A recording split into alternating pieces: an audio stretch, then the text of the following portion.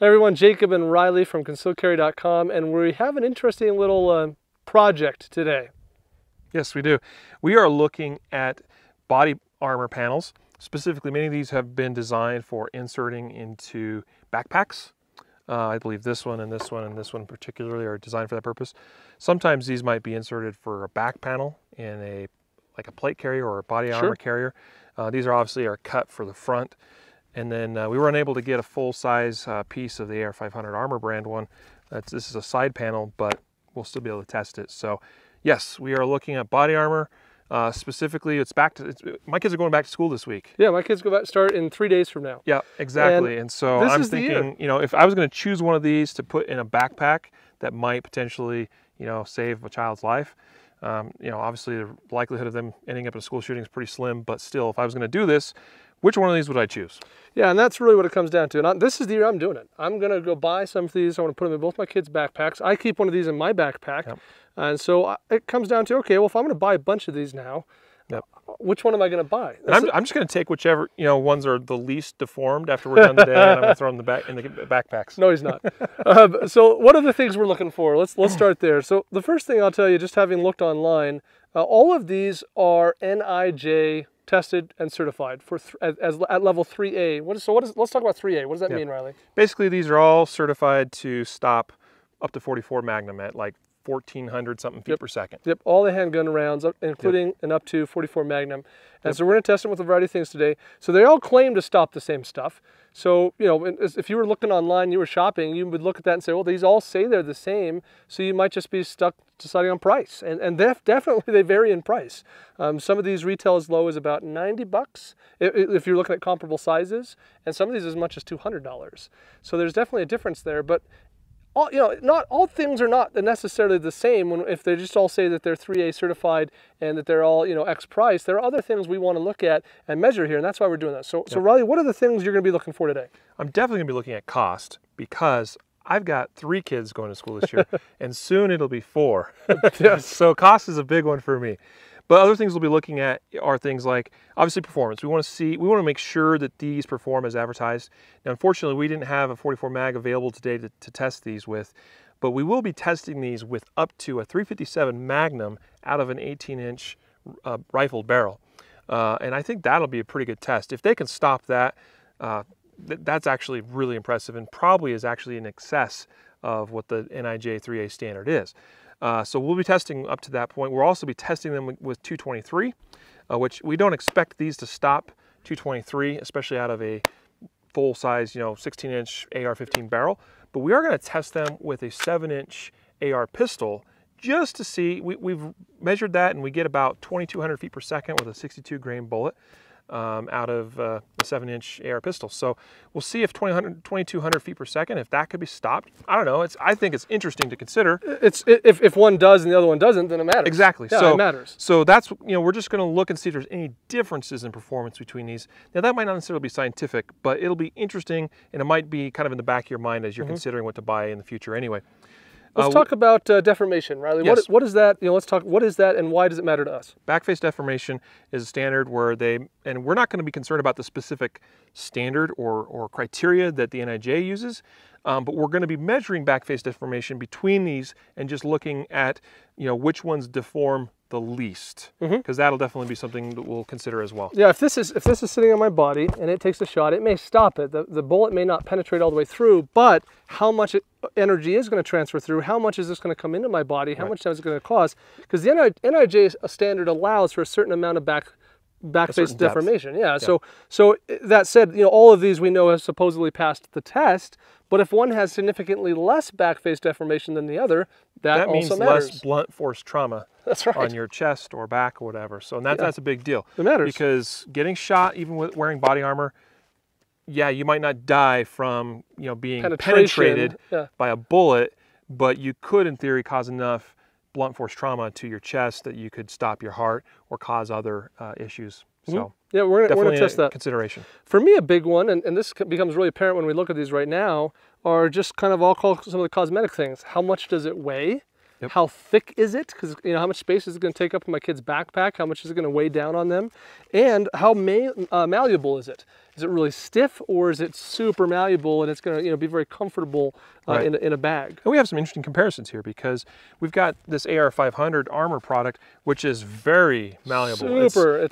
It's like witchcraft, because this is body armor. It doesn't feel like it should be body armor. No, it doesn't. So we'll see how that performs. But on the flip side, we have this very rigid panel from Manpack.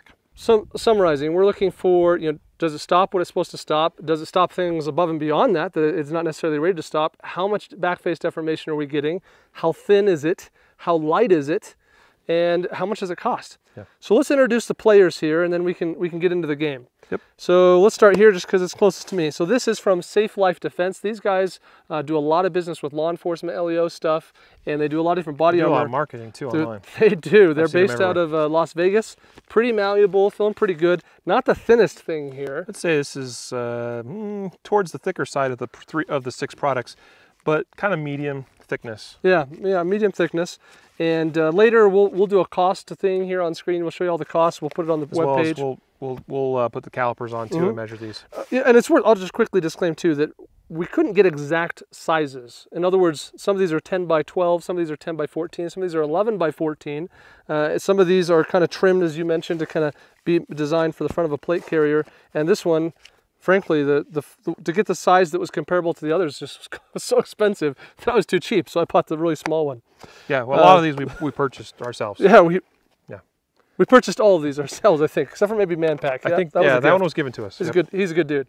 So AR 500 is the other one. You already mentioned AR 500. So these guys have 2 different lines of soft body armor. This is the Reimlig line, which is kind of the slightly lower end line. It's the 3A protection, awesome line. This is Citizen Armor. We know the guys from Citizen Armor and Disclosure, so we told them we're going to take this out and do a little testing, and they said go for it. So we'll see how it performs. Of these, similar to the AR500, I'd say these 2 are our skinniest ones, the thinnest. Yeah, totally. They're just super amazingly thin. We know that these guys use some carbon fiber fanciness technology, something. Yeah, so that's very skinny. Take us up from the front. Yeah, this is Vism, which is actually an NC Star product, and so this is, I think, a little bit more affordable compared to some of the other products potentially. This one's unique because it feels like it has kind of a harder plate on the front surface. To me, it feels almost like a piece of cardboard. Padding on the, yeah, I know, right? Yeah. And it has some padding on the back. So that's kind of cool. I don't know if that's going to make a difference in the back face deformation or not. But anyway, so that's Vism from NC Star. This is from Manpack, manpack.com. And we were introduced to this, I think, last year at the NRA Carry Guard show. And just kind of an interesting product. It's almost, it feels like a whiteboard or something. Well, I think that he has a version of this you can buy that has a clipboard thing on it. Yeah, yeah. So you could, you could carry this professionally, and it could be your clipboard and your, I don't know, door-to-door sales, stopping bullets with it or something. And then up front here we have, this is from BulletSafe, another company that does quite a bit of marketing, very aggressive in that regard. Also typically very affordable. They have some of the lower priced products on the market, but this is also kind of probably, when you look at all 6 of these products, this one feels the most crude. A little bit, you can tell it just seems like it's kind of thrown together. And it's also thicker than everything else. Well, it's closer to this one, but it's closer, but it's definitely thicker than all the other products. So yeah, if we had to shop right now, Riley, based purely on what we know without shooting it, right? And I'm talking about that would be how thick it is, how light it is, and how malleable it is. What would you buy? Give us some, this might be my top picks. It depends on what we're looking at, right? As far as if I'm buying for body armor that I'm going to wear in a carrier, or if we are actually sticking with this backpack. We're putting it in the backpack. Paradigm. Yeah, we're buying for our kids here. For the kids. I don't know how important malleableness is, because chances are they're putting some books and things in there anyway. It's important between this and the others. Beyond that, I don't know that it matters in terms of just comfort, right? But honestly, knowing what I know about some of these companies and how some of these perform, I'd probably probably end up somewhere on this back row here. I'm familiar with these 3 products pretty well. And I mean, this one's really tempting because of how thin, light, and also, yes, if you're interested in it being malleable, this one is super, super malleable. This one is probably also a pretty decent product, but it is the thickest and probably the heavier I weighed these actually previously, and even though this is much thinner, it's only about 0.4 ounces lighter than this guy. But it is still lighter. They're pretty close. This one I know, I mean, I definitely would be interested in this one. Like I said, I think right now it's too hard for me to tell for sure exactly which one I end up with, but it would definitely be one of these three products, just knowing what I know as of right now. Knowing what I know about the price, this one would be the one that tempts me the most, because it's a little bit thinner than the Bullet Safe, but it's a little bit cheaper than almost all these. I think it's the least expensive option here. Right. But yeah, being as skinny as this one is, it definitely would have called my attention right away. And now, having seen this come in the mail and holding it, it's pretty tempting too. It really makes me wonder. So we're going to see how these things line up across all this testing that we're going to do, and these specific considerations and factors that we're looking for. Now let me describe to you how we're going to test these. We have some clay. It's a soft, it's a water-based clay. It's not meant to be calibrated for any particular performance standard or anything, just simply that it's going to give us a measurement of deformation that we can compare from panel to panel to panel, and we'll look at which ones deform the least based on that testing medium. So just some blocks of clay that will be set up. We'll put these on the front of them, we'll shoot, we'll see, we'll measure that deformation. We're going to shoot at these 9mm out of a standard pistol, basically actually it's the P320 is what we used for calibration as far as testing velocities over the chronograph. I believe that's like a 3.8-inch barrel, somewhere in there. Close to 4. And we're seeing with 115 grain loads about 1,100 feet per second, pretty typical 115 grain 9mm load. Okay. We are going to then move up. We're going to test 9mm plus P. We're going to test 45, 45 plus P. We're going to test 357, and we're going to test 357, some pretty heavy and hot loads out of a 18-inch barrel. So that'll be probably, we'll see if any of these fail with any of those calibers. And then assuming we're still going, we'll test the 223 out of a 7-inch AR pistol. And if that holds up, which would be pretty cool if it did, we'll see. I'll be surprised if any of these are able to stop a 223 at 2,200 feet per second. We'll see how that goes. Then we'll go ahead and shoot, a full 16-inch AR at them, which I'm confident none of these are supposed to be able to touch. I've never seen soft body armor, and granted this one's not soft, but it's still kind of in the same category. I've never seen any of these stop that. That's almost 3,000. It's just for fun, right? Yeah. And plus we're here to shoot today, so we'll have some fun with it. One that I want to make sure that we recognize, because you guys will see this on the camera, is we did bring the Kel-Tec Sub 2000. Oh, thank you. Yeah, which is really important, because obviously the longer the barrel, the higher the velocity we get out of the same ammunition. So we'll be shooting 9mm out of there, but we have a much longer barrel, higher velocities. Yeah. And so it'll be. And actually, the velocities we're seeing out of the Kel-Tec Sub 2000 16-inch barrel are very similar to some of the 357 loads out of the 18-inch rifle. So. Yeah, we're basically at a quick 200 to 300 feet per second.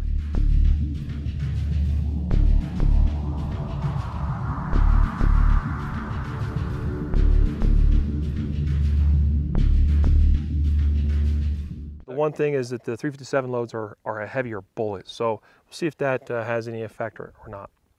Game on, Riley. Yep, let's do it.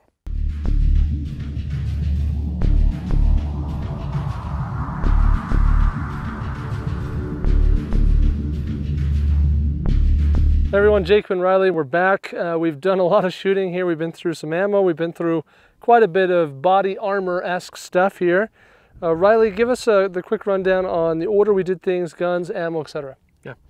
All right, so each piece of body armor that we shot went in this order. We started with the SIG P320. This is the compact model, I believe, or is it the carry? This is the carry, 17 round. So we started with this. We started with a standard 115 grain. This is your typical Federal brass cased ammo that you buy in bulk at Walmart. Nothing had any issue, obviously, with penetration with that. We moved up from there to a 115 grain plus P load from Grizzly, big bore ammunition. Pretty hot load out of a less than 4-inch barrel.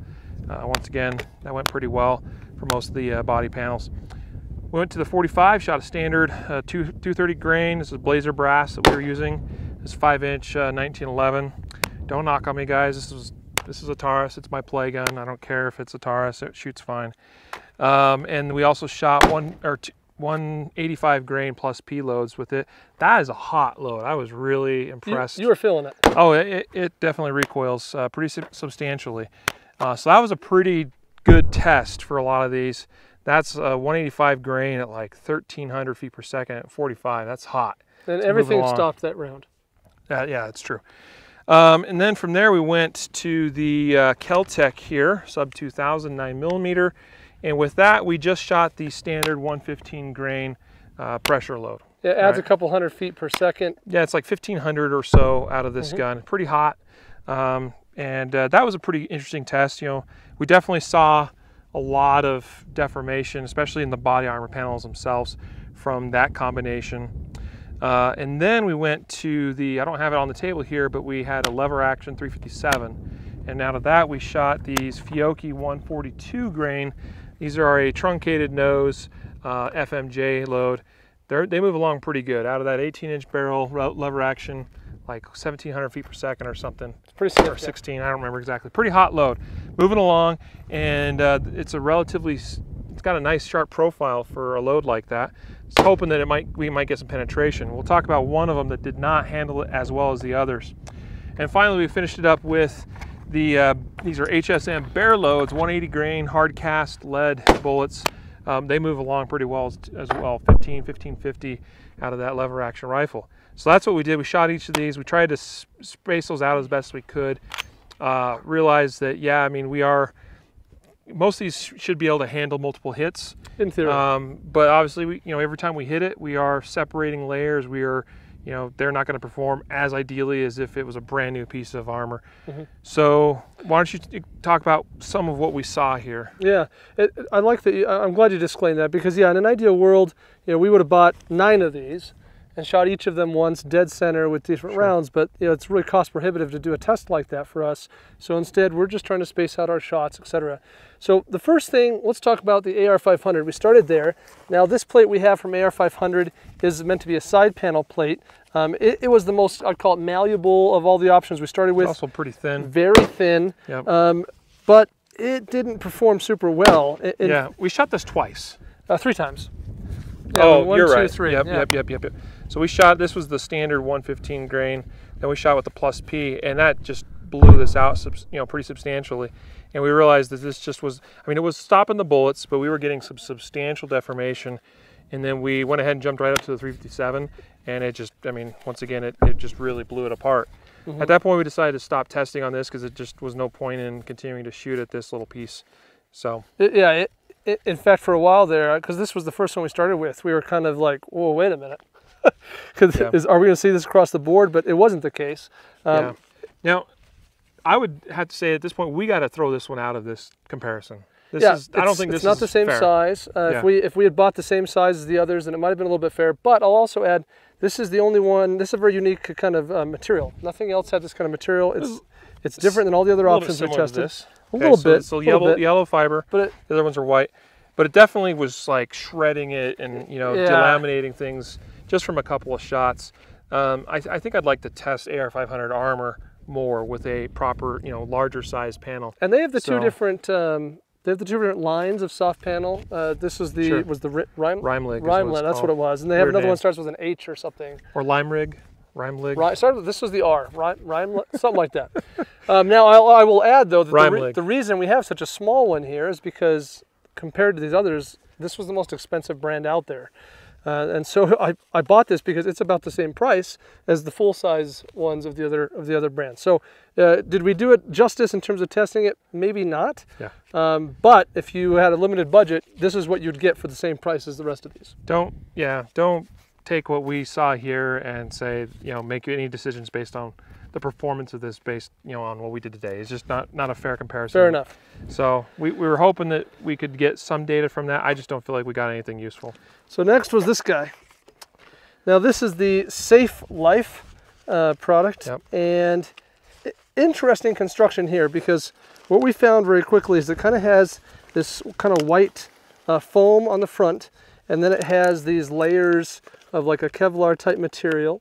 And then it had kind of these 2 solid pieces in the back, this kind of is thick. It's a plastic. White plastic Yep. with a little kind of green coating on it. Yep. And then another piece of foam on the back to kind of, you know, make it softer against the body. This is the only one of all these that kind of has this kind of solid piece of plastic. Yep. And I would say it's a unique construction for sure. It is a little unique. I would say this is probably one of the better performing ones that we tested today. I would certainly feel comfortable putting this in my kid's backpack, though it is considerably thicker than some of the other options we tested. Yeah, it was less thick than the bullet safe one. Let's go ahead and talk about that one now. This is not the order we went in, but let's go ahead and jump to this. And this was the largest panel. It gave us lots of you know, area to shoot, and you can see it's you know, just a very common, and it's fairly thick, by the way. This has lots of layers of ballistic material.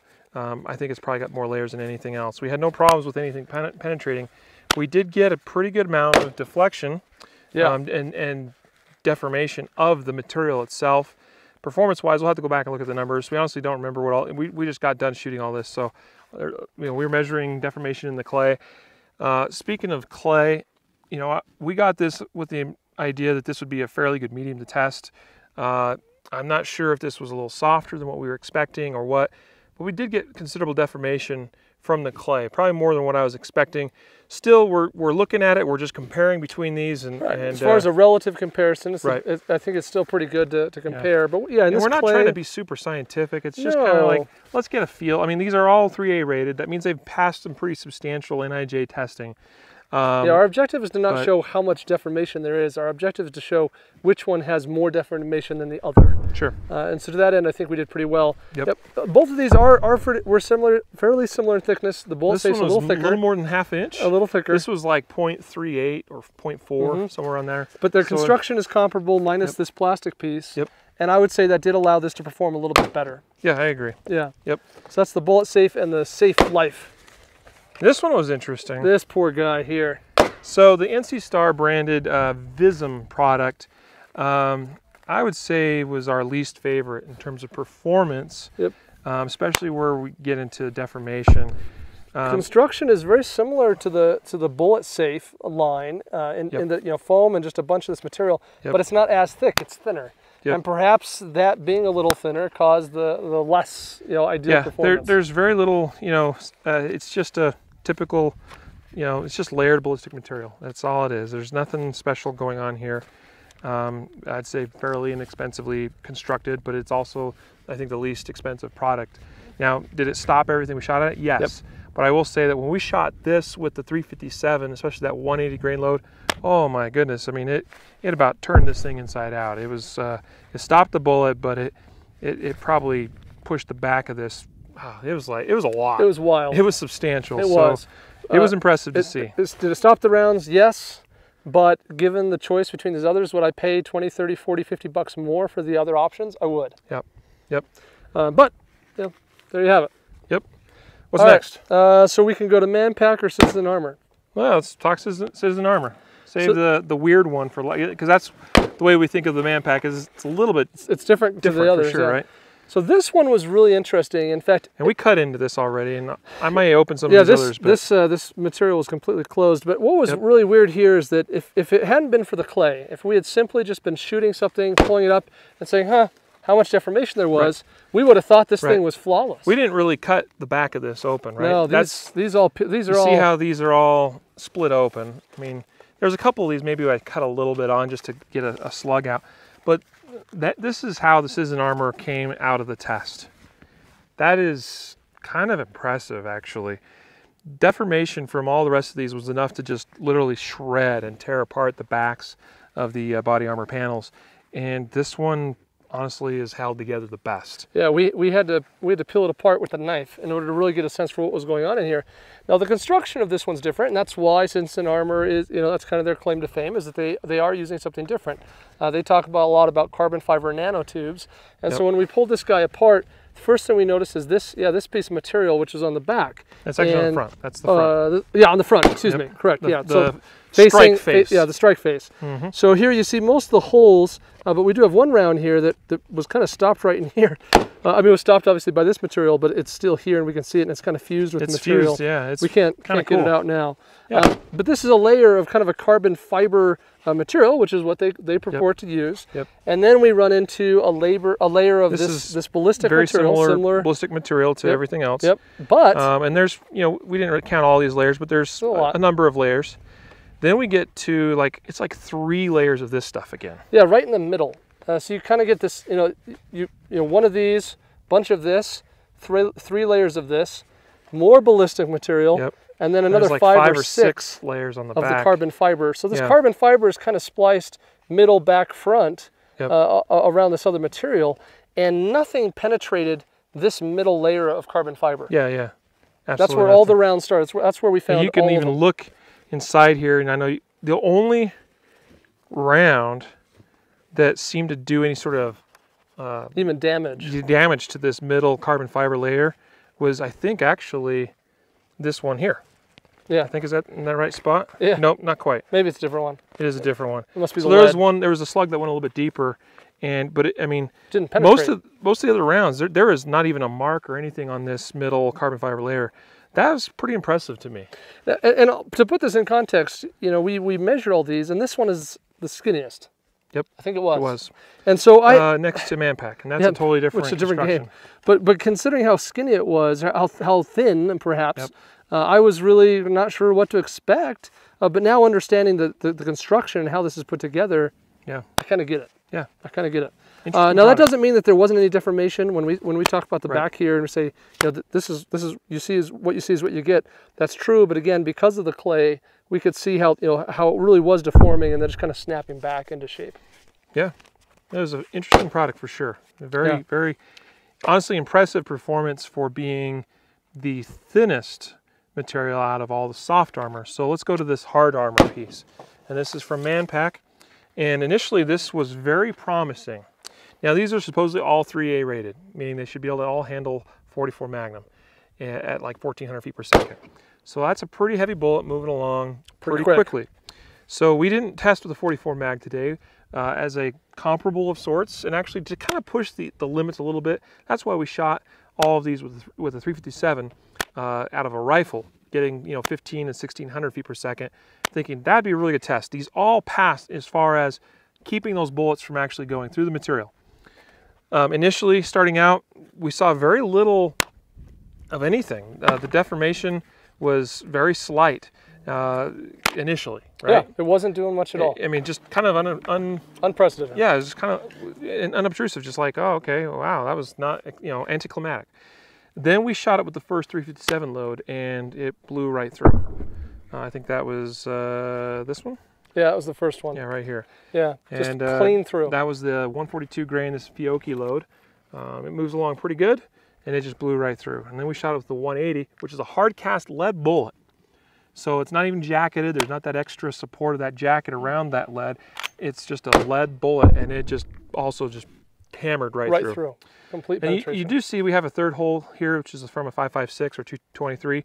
We shot everything with that. It was the AR pistol, 2,200 feet per second. We thought, hey, maybe. That'd be cool if anything did stop it. It just blew right through everything. Yep, so nothing could stop it. Not really surprised. I didn't expect it to work, but I had never shot body armor with a lower powered AR like that before. So anyway, this one, and it'd be interesting if we shot this with a 44 mag.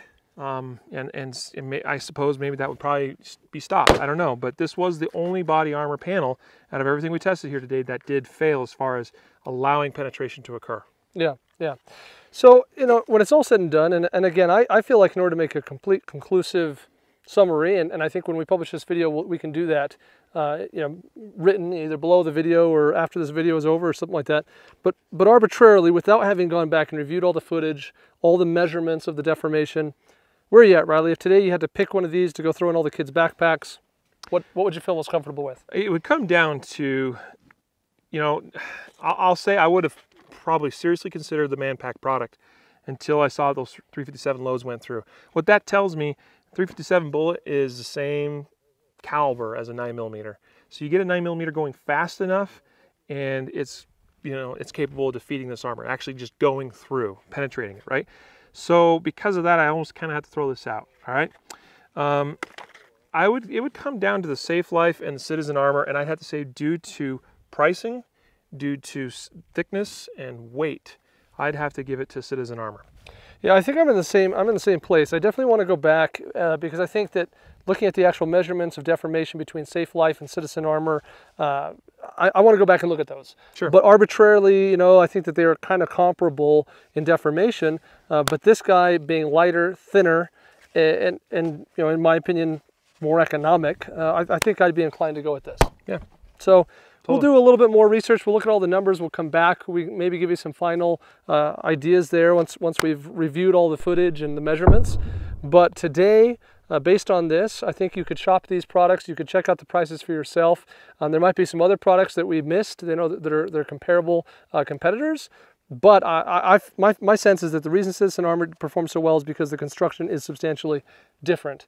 And that's what made it work really well, despite being much thinner and lighter of a product. All right. Other than that, we had a great time, making an absolute disaster of some clay. This was usually the result after we shot it with the 223, but this one was actually from those 357 loads hammering through that man pack. Yeah. And it left some really impressive damage behind. So we went through a decent amount of clay. We did, and we had a great time. So with that, check out these products. We appreciate these brands, and we carry a lot of these on our online store for sale. Not all of these. I think that's something we would work toward in the future, but we will put links to all of them so that you can shop all of them accordingly here below the video.